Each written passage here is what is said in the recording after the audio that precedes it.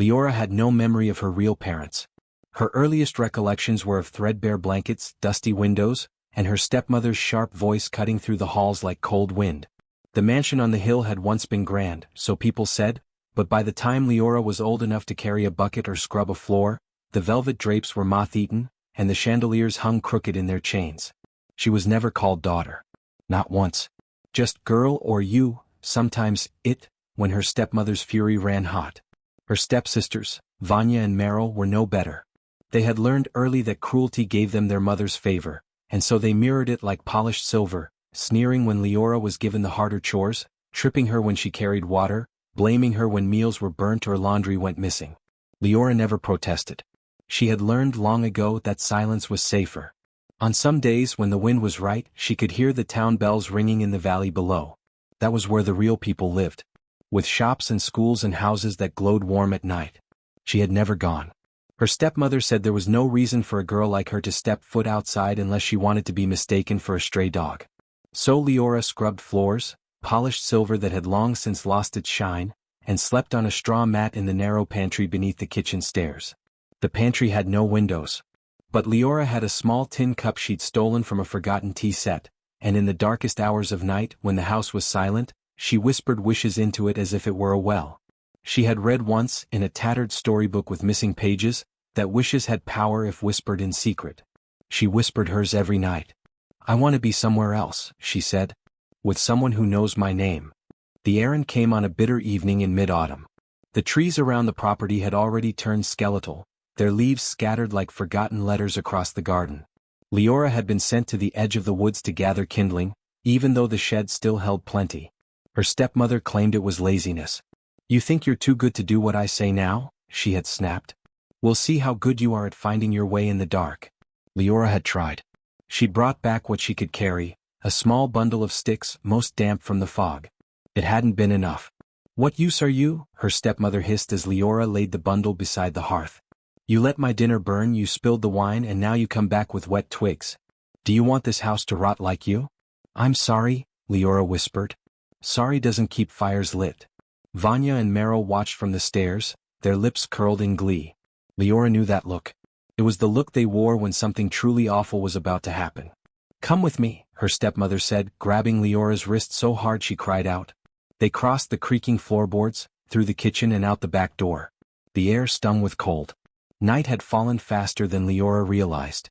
The stars overhead were dull and distant. The grass crunched beneath their shoes, brittle with frost.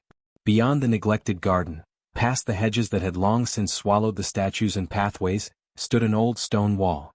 Ivy blanketed it in patches, and a rusted gate leaned crooked on its hinges. Leora had never been past it. It was the only part of the grounds she'd been forbidden to enter.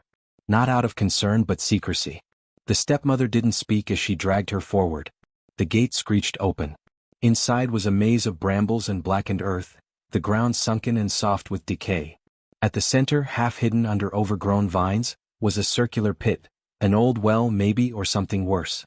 It gaped open like a mouth, rimmed with stones that had crumbled in places.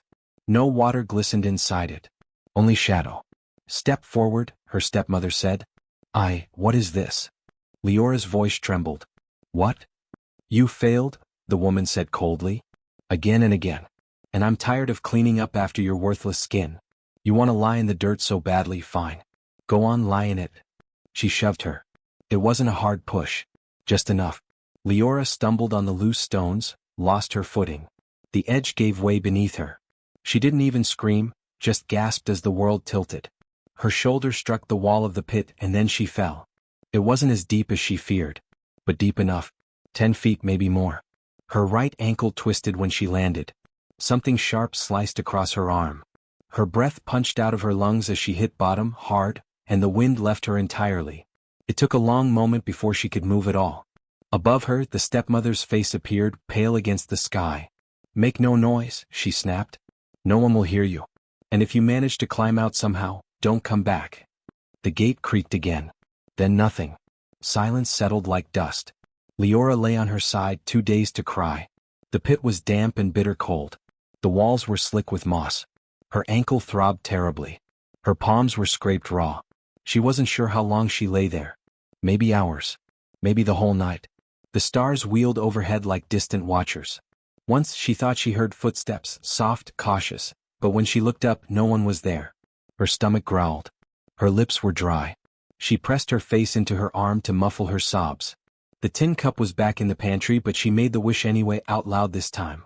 "Please," she whispered, voice cracking. "Please let someone see me. Please let someone care." Then, a noise. Not loud. Not threatening. A hush like fabric against stone. A footstep. She sat up, eyes wide. From the edge of the pit, a shadow appeared. A man, tall and sharply dressed, his coat catching moonlight like black silk. His features were mostly hidden beneath a scarf and a wide-brimmed hat. He knelt at the rim, peering down. "Hello," Leora said. "Please, I'm hurt. I can't climb." The man didn't speak. He didn't ask who she was or why she was there. He reached down one gloved hand. Strong, steady. Leora hesitated, but there was nothing else to do. She grasped his wrist. He pulled. He was stronger than she expected. He lifted her with startling ease, guiding her carefully over the edge. When she reached the ground, he pulled his coat from his shoulders and wrapped it around her without a word. His gloves smelled of cedar and something expensive, something clean. His eyes were pale, unreadable. He didn't look at her with pity. He didn't speak as she clung to the coat. He only gestured behind him. A car waited by the broken gate. Slick, black, its headlights off. Are you taking me somewhere?" she asked, voice hoarse. Still he said nothing. He simply led her forward, his coat dragging along the frost-bitten grass behind them. As they passed through the gate, she looked over her shoulder, back at the pit. It was already swallowed in darkness. The man didn't take her hand. He didn't offer false comfort. But he opened the car door gently, helped her in, then sat beside her. The engine purred to life, and they drove away from the mansion, down winding roads, away from the hill and the town that had never seen her. He left one thing behind, unnoticed in the dead grass where she had fallen. A gold card, thick and heavy, embossed with a single name, Silas Vane. And the serpent ring. The pit yawning open like a mouth. And that voice, faint and deliberate, "You did."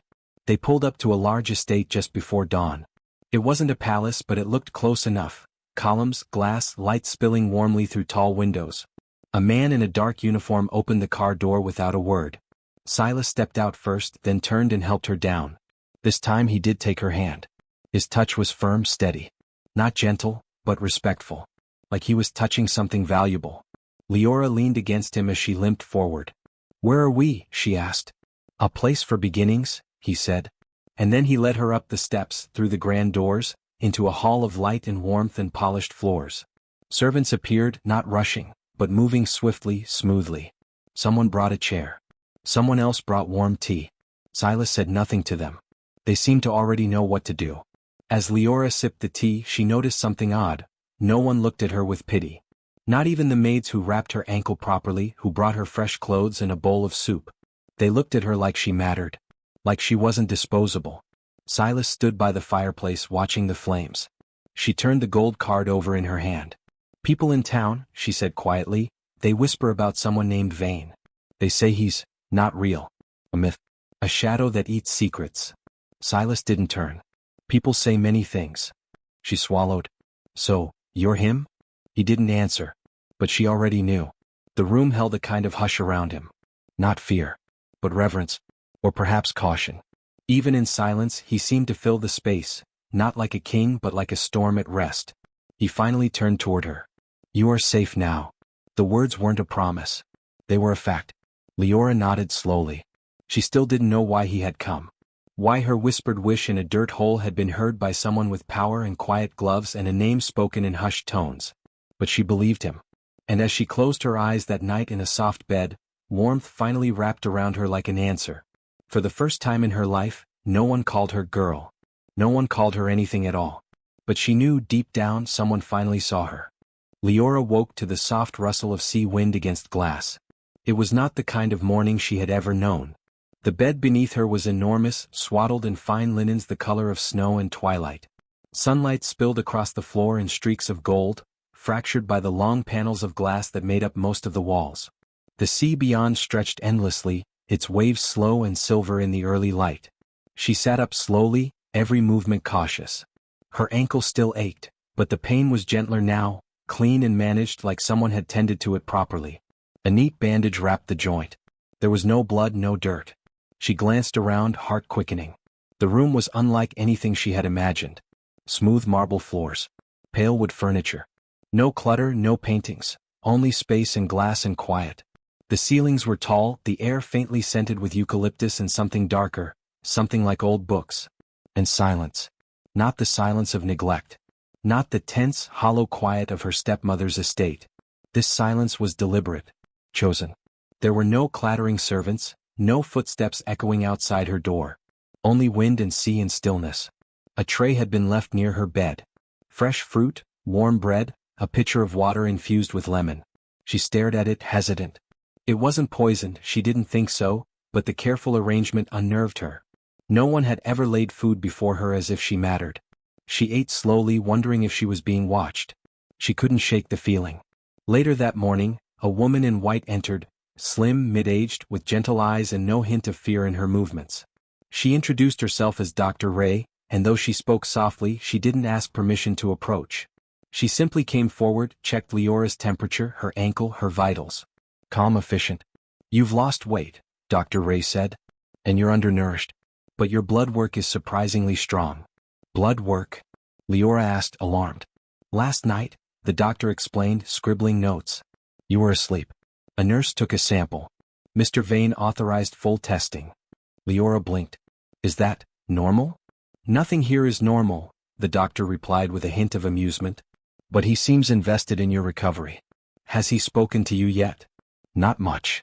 "Don't take it personally," Dr. Ray said. "He speaks to almost no one." She left soon after, promising to return with new bandages and shoes more suited to healing. Leora was left alone again in that great silent room of light. Time passed differently in a house like this. She discovered the bathroom, sleek and sterile, with a mirror that lit up when she touched it and a shower that adjusted temperature with a voice command.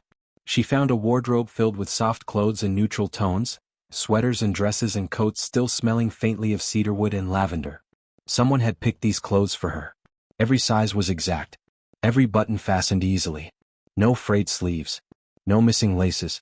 She didn't know what to do with comfort. There was no one to talk to, but she did hear music. What? A piano somewhere deeper in the house. One slow song, notes drifting like mist down the corridors. It stopped after a few minutes. She followed the sound anyway, wandering barefoot down a marble hall until she reached a massive atrium made entirely of glass. That's where she saw him. Silas Vane. He stood at the far end of the room, hands behind his back, looking out over the ocean. He wore a black shirt, dark trousers. No tie, no shoes. His hair was neatly combed, his face still unreadable. But he stood like a man waiting for ghosts. She didn't speak. Neither did he. She watched him for a moment, then turned and walked back the way she came. That night, when she returned to her room, a small book had been left on her bed. The Secret Garden. No note. Just the book. She had never owned one before. She read until her eyes stung. Days passed like that. Leora healed slowly. She began to eat more.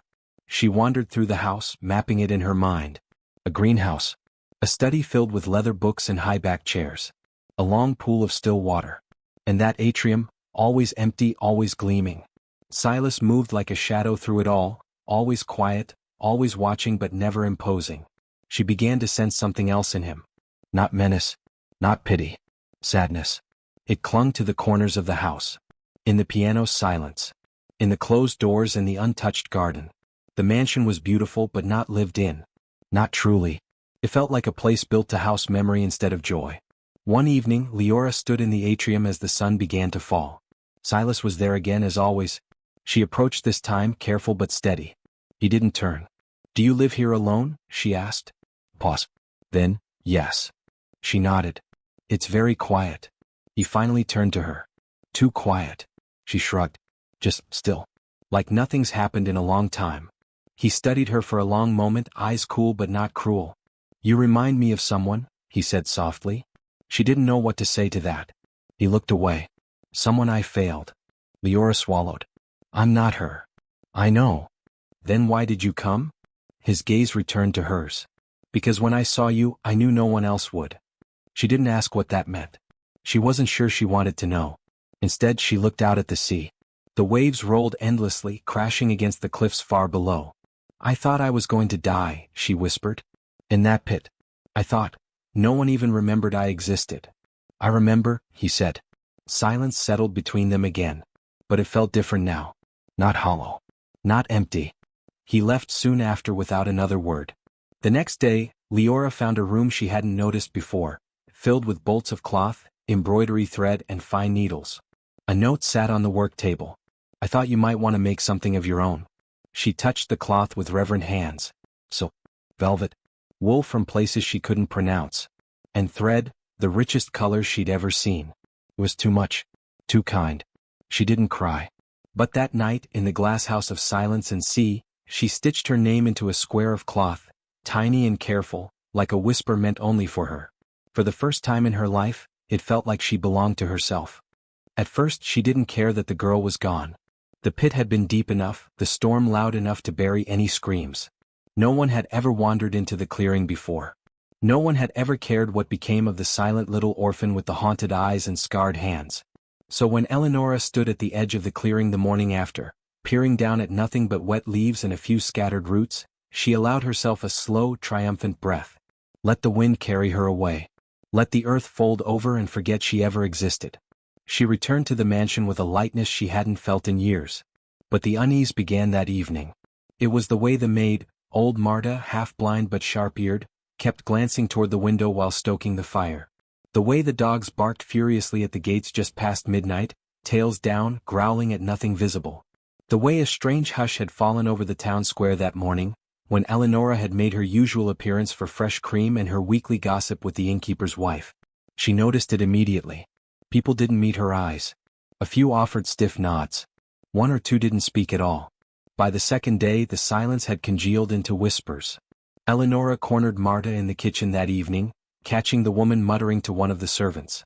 "What are they saying?" she hissed, voice low and sharp as a needle. Marta blinked. "Who, madam?" "In the village. You've heard them." "I know you have." Marta hesitated, too long. "Well?" Eleonora snapped. "They say, someone was seen up by the cliffs," Marta murmured. "A dark car. Black as soot. No plates. It came in during the rainstorm.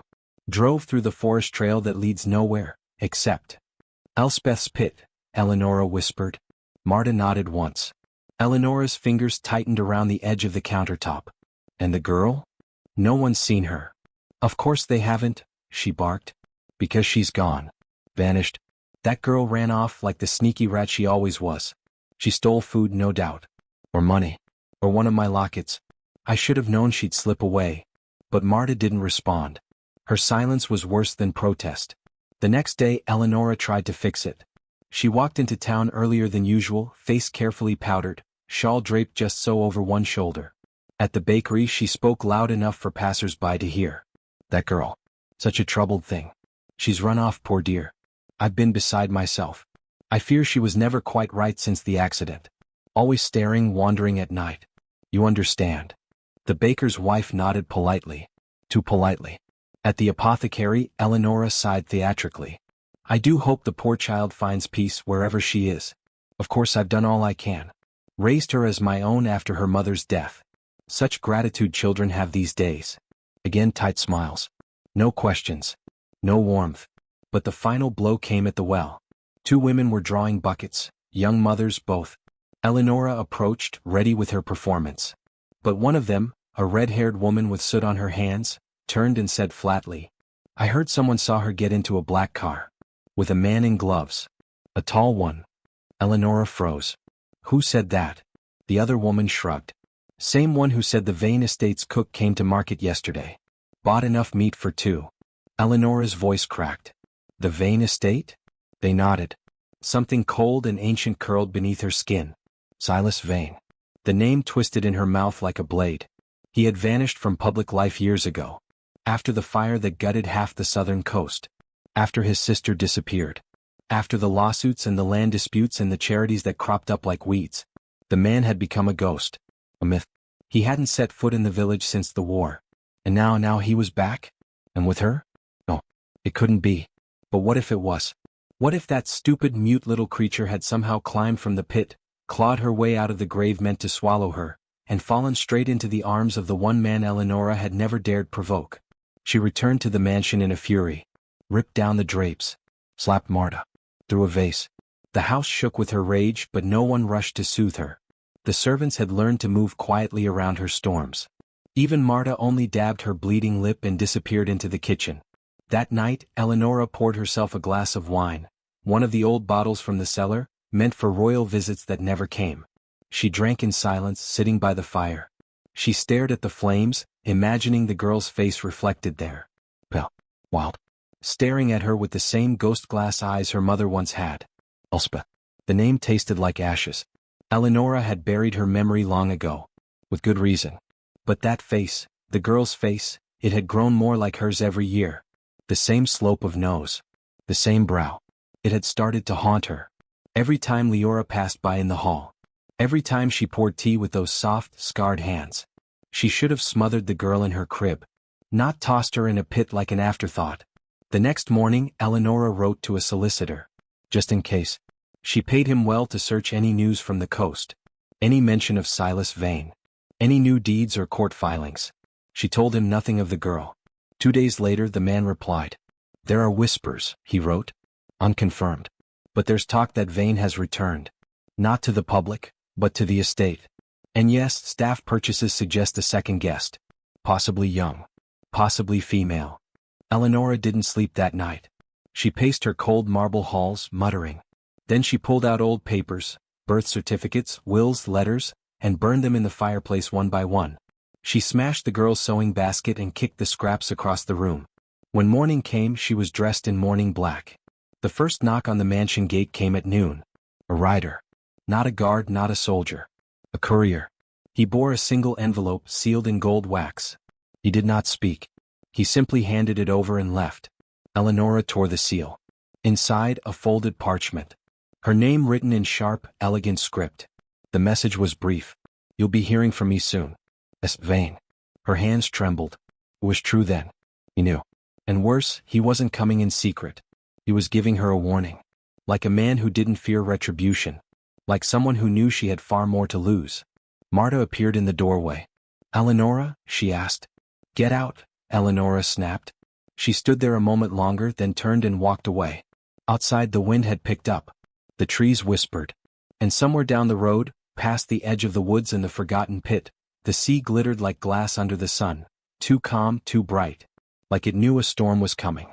Leora wandered the halls of the glass house with cautious steps, bare feet making no sound against the cool marble. The silence here was vast but not empty.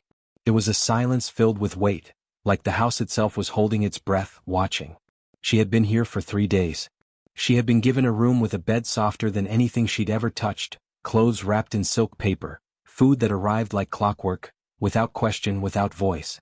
The staff rarely spoke, and when they did, it was with low murmurs and glances toward the upstairs balcony where Silas Vane often stood, looking out over the sea with a face carved from stone. He hadn't spoken more than a few words to her. Just the night he pulled her from the pit, no explanation, no introductions. Only the coat draped around her and a name whispered at the gates like a spell. Silas Vane. The name meant nothing to her then. Now it haunted every corner of the mansion.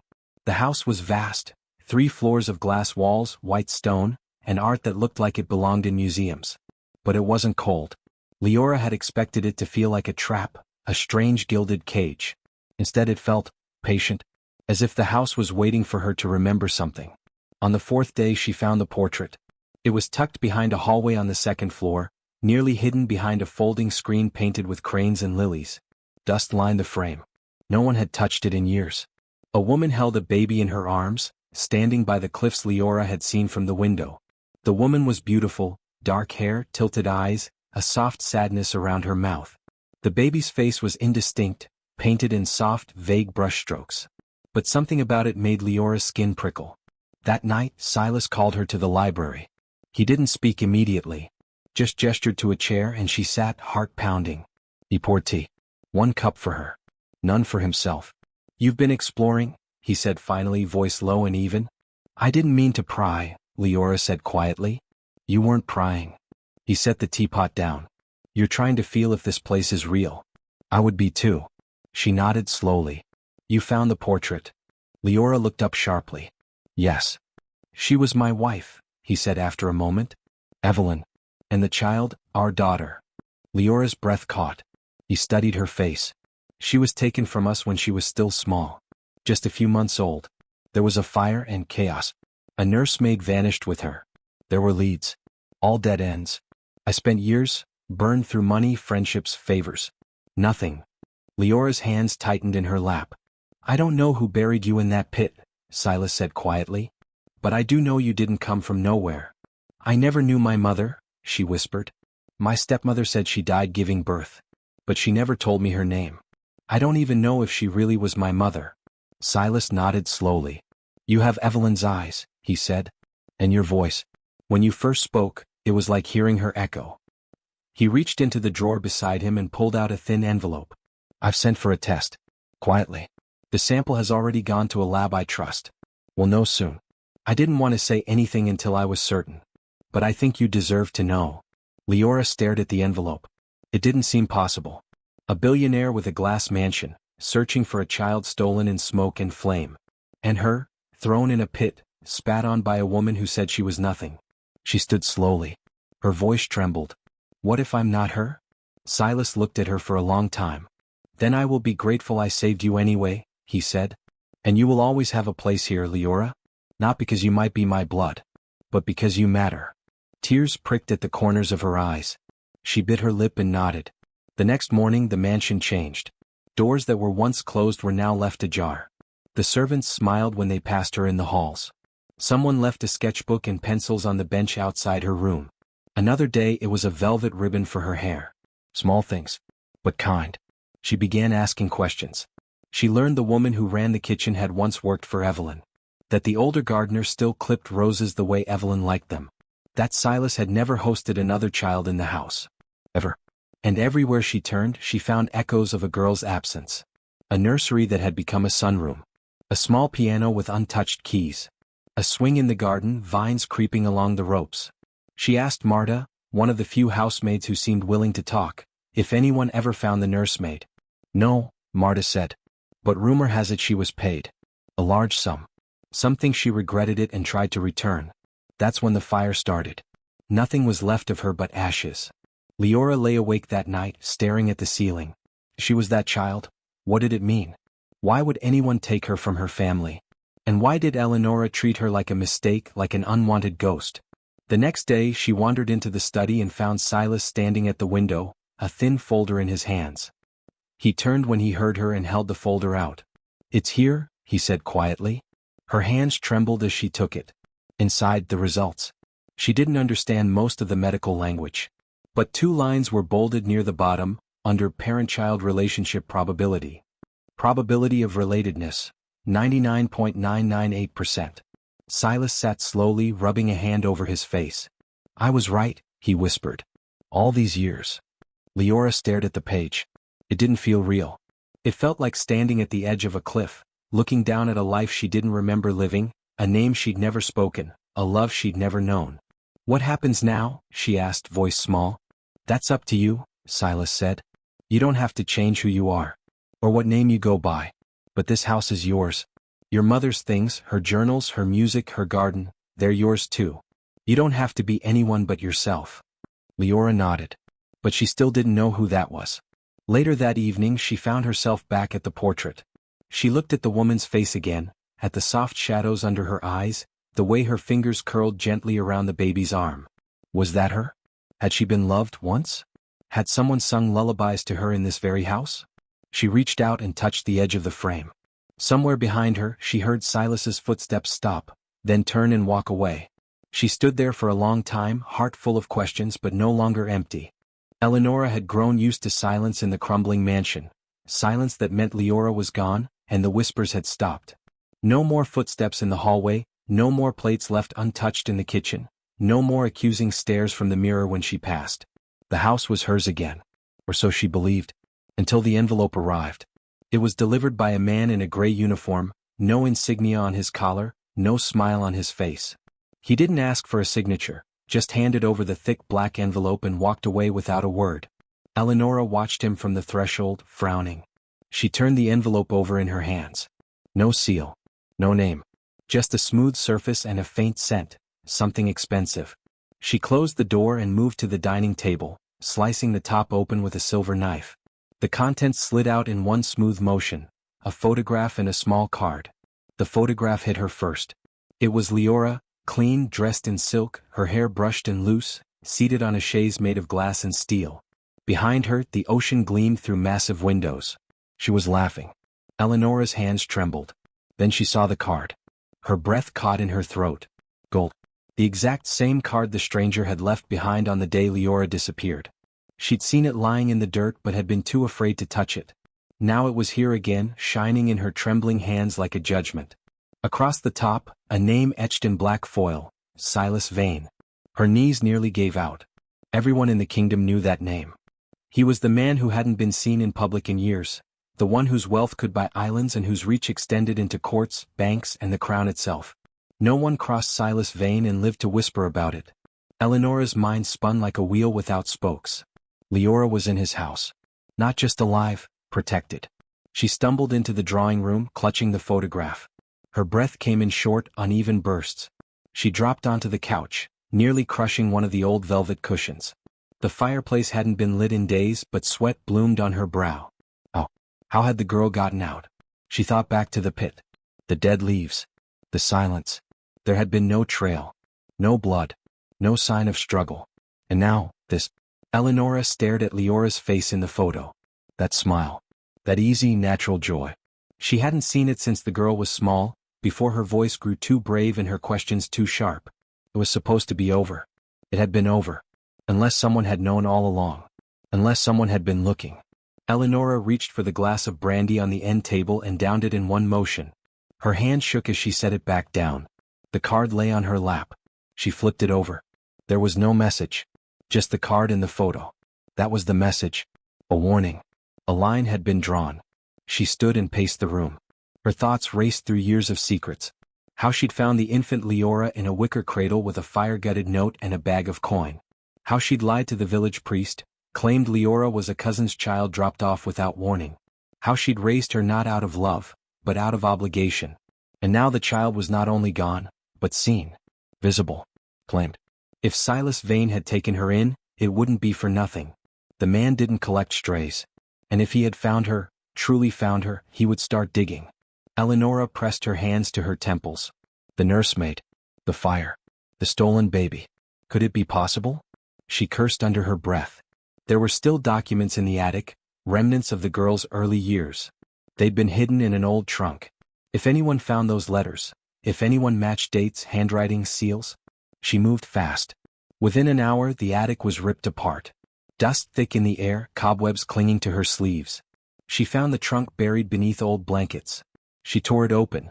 Letters, receipts, baby clothes, a music box. She grabbed the letters and tossed the rest into a sack. She would burn them tonight. Just in case. Then she paused. Because suddenly an idea took hold. If Silas had claimed the girl, if the truth was close to surfacing, then her only option was to strike first. Reclaim the girl before the law intervened.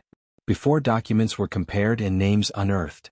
If Leora was truly his daughter, then she was worth more than Eleonora could have imagined. Not just a tool to scrub floors or collect sympathy, but royalty. A claim to unimaginable wealth. A key to the estate of the most powerful man in the land. Her mouth went dry. If she could find a way to retrieve her, quietly, perhaps even convince the girl that Silas was dangerous, untrustworthy, yes, she could spin a tale. She could plead that she'd made a mistake, that she only wanted her daughter back, that the man in the glass mansion had taken her. Tears would help. Villagers could be paid. Records could be rewritten. But she had to move quickly. She burned the remaining baby clothes that night in the hearth, choking on the scent of singed ribbon and scorched paper. The ashes she swept into a small tin and buried in the garden. It was how she'd gotten away with it the first time, removing the evidence, rewriting the narrative. Now she would rewrite it again. She summoned a messenger. A man with no name, the kind found in shadows and in corners. She paid him to go to the Vane estate, not through the main road but by the cliffside, and leave a letter. In it she wrote, "To the man who took what was mine. I demand the return of my ward. She is not your daughter.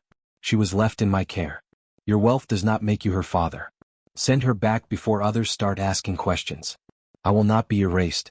She signed it only with her initials and sealed it with wax. It wasn't truth, but it didn't need to be. It needed to sow doubt. The man took the letter and left without a word. 3 days passed. No reply. But then whispers began to circulate in the village again. A woman selling herbs claimed to have seen a black car at the estate gates. A baker's son said he overheard his mother mention Silas's name in hushed awe.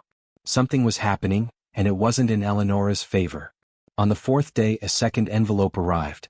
This time it wasn't left quietly. It was delivered by a man in a tailored suit, with eyes like steel and a pin on his lapel shaped like a flame. He handed the envelope over and said one thing. You should be careful with the stories you tell. Some of us have better ones. Then he walked away. Inside the envelope was another photo, this time, Leora standing with Silas by the cliff's edge. Her hair whipped by the wind, his hand resting gently on her shoulder. They looked like father and daughter. They looked right. Eleonora collapsed into a chair. The game had changed. Leora wasn't property anymore. She was someone's legacy. And that made her more dangerous than Eleonora had ever imagined. The rain came first, thick sideways sheets that slammed into the windows of the Vane estate like fists. The sea raged against the cliffs, its roar echoing through the marble halls. But the storm outside was nothing compared to the one descending upon the estate. Leora stood at the wide bay window, fingers pressed to the glass. She wasn't afraid, not quite. But something churned in her stomach. A knowing. A sense that today would unravel something that could never be stitched back together. Silas had been on the phone since dawn. Lawyers, advisors, a few quiet allies. He didn't pace. He didn't raise his voice. But his silence between calls was heavier than any words. They're coming, he had said just after breakfast. Not one at a time. All of them. He hadn't needed to say who. The first car appeared at noon. Then 3 more behind it. Black town cars. A rusting truck. A sleek, silver-pressed van with satellite gear atop it like a crown. They lined up at the outer gates like beasts waiting to charge. Leora stepped back from the window. Do I need to hide? She asked softly. Silas turned to her, eyes unreadable. You don't hide from a lie, Leora. Not when the truth stands beside you. Guards had been posted since the photo first made the rounds. Silas had expected this escalation.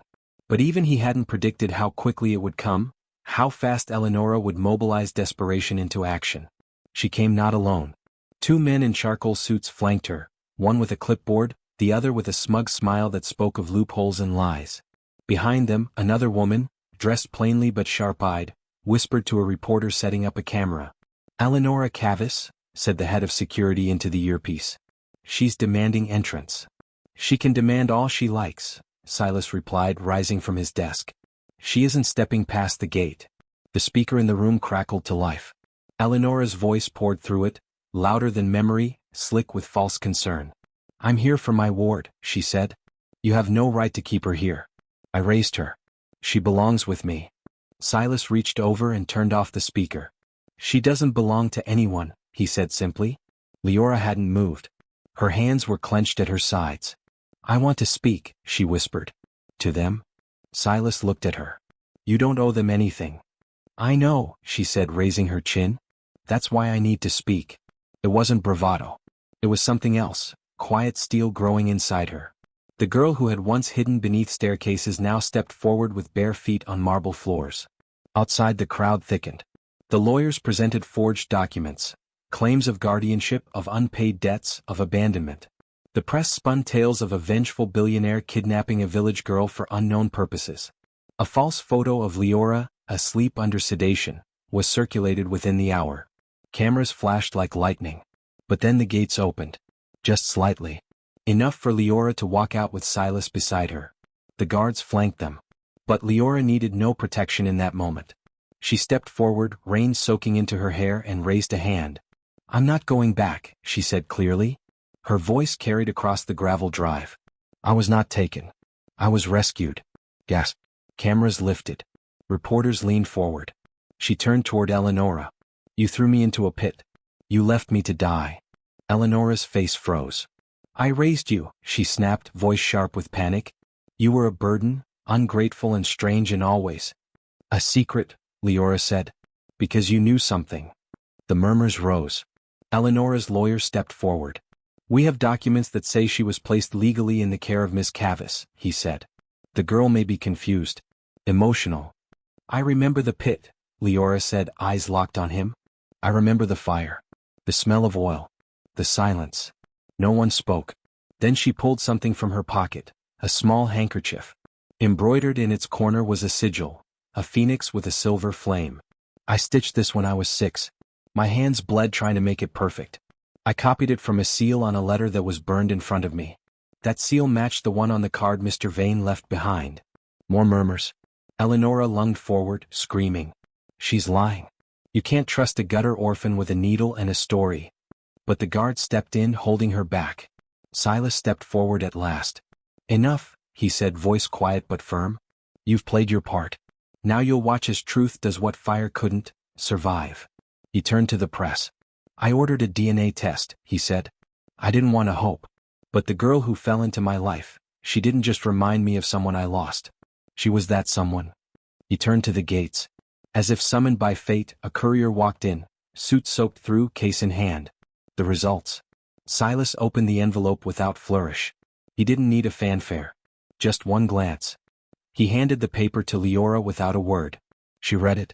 Then blinked hard as the rain met the tears on her cheeks. Probability of parentage, 99.98%. She looked up at him, her lips parted, trembling. For a second she couldn't speak. Then she reached for his hand and he took it, holding her fingers with the gentleness of someone who had lost far too much. Eleonora crumpled. I didn't know, she screamed. I didn't, if I'd known. But you did know, Leora said, stepping closer. Her voice was shaking now. Not with fear but with rising strength. You always knew. Why else would you hide me? Burn things? Pretend I wasn't who I was. Eleonora fell to her knees in the gravel, soaked and sputtering. The lawyers backed away. The reporters stopped recording. They just stared. It wasn't the billionaire who had won. It wasn't wealth or power or the estate. It was the girl. The one who had once been thrown away and had now returned with truth on her tongue. Silas turned to the guards. Get them off my land, he said. Gently. But firmly. Within 20 minutes the cars had turned. The press scattered. The storm outside and within began to break. Inside the mansion, Leora changed into dry clothes. She sat by the fire in the study while Silas poured her a cup of tea. I don't know how to thank you, she whispered. You don't have to, he said. You're my daughter. That's enough. She sipped, the warmth blooming through her. For the first time the quiet wasn't lonely. It was peace. She glanced at the DNA paper resting on the desk. I never wanted revenge, she said. I know. I just wanted to be seen. You were, he said, smiling softly. From the very beginning. The truth came not with a bang but with paper. 2 days after the DNA test was received, another envelope arrived. This one stamped not with a medical seal, but the sigil of the Royal Registry. Inside, a collection of brittle documents, aged by time but preserved by meticulous care, told a story neither Silas nor Leora expected. The test had already shifted something between them. Leora remembered the look in Silas's eyes when he read the results. Gentle sorrow, quiet confusion, but no retreat. He hadn't let go of her hand. He hadn't stepped back. He had simply said, then we find the rest of the truth. Now the rest was here. He opened the packet with a blade from his desk drawer, slow, precise. The first paper was a birth certificate. Not a forgery. Not a faint copy. A real one, sealed and signed. Female infant. Date of birth matching Leora's. No family name. Only the symbol of the Azure Dawn orphanage in the corner. Leora's eyes widened as she read the name listed beneath, admitting guardian. Eleonora Cavis, temporary caretaker. She signed for me? She asked, voice hollow. She did, Silas said grimly. The orphanage assigned you out, likely with false intentions. Your name wasn't Leora then. It was Corinne. She stared at it, the name like a bell rung far away. Corinne. The next pages filled in the missing years. Eleonora had once worked as a seamstress for the orphanage, a temporary post. She had no family, no child of her own, yet charmed the staff. She volunteered to help with feeding, clothing, even reading stories to the children. She asked to foster one of them, to give her a better life. And she was granted it. But that better life became a transaction.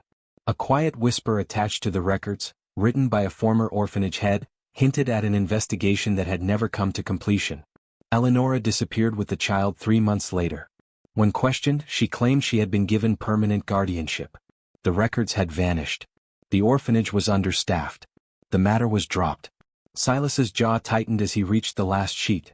A notarized letter from a village official confirming that a young girl matching Leora's description had been living in the Cavis estate under no known documentation since she was a toddler. "She sold me," Leora whispered.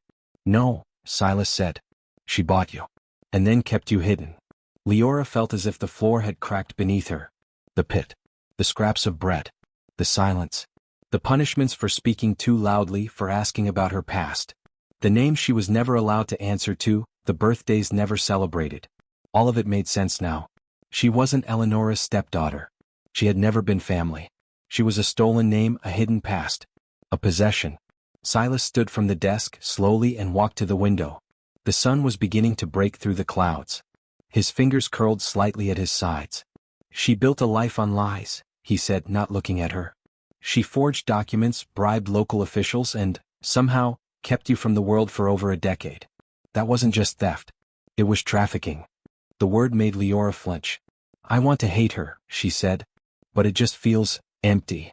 Silas turned. His face, usually calm like glass, was unreadable. But behind his eyes a fire flickered. Controlled. Contained. But fierce. "We won't fight her with hate," he said. "We'll fight her with truth." He contacted his legal team immediately. Not with threats. Not with scandal. With facts. The evidence was organized: birth documents, orphanage records, village testimony, and the sealed DNA results. It was enough to open a criminal case. By the end of the day, officials arrived at the crumbling Cavis estate. Eleonora wasn't there. She had vanished, left behind an empty house, unpaid bills, and burned paperwork in the fireplace. But it was too late. Truth was faster now. In the days that followed, newspapers changed their tune. From orphan to heiress, became woman behind child trafficking ring identified. The noble orphanage released a statement. A royal investigation was announced. Donations poured in to improve record-keeping and security for children in care.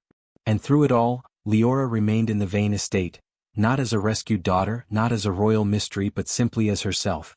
"You're not her," Silas said to her one evening as they sat near the fire. "You're not my daughter." "I know," Leora replied. "But I still see her in you," he said softly. "And whether by blood or not, you are wanted here. Not because you fill a hole. Because you deserve a place that doesn't bury you." Leora swallowed the knot in her throat. "I've never had a place," she whispered. Silas reached for her hand. "Then let's build one. Together." And so, while the world outside roared and judged and reeled from the unraveling of lies, inside the house of glass and sea, something stronger than blood began to grow, something built not on names or titles but truth. The courthouse had never seen a crowd so large. From dawn, people began to gather outside its gray stone walls, murmuring and speculating, the air thick with expectation.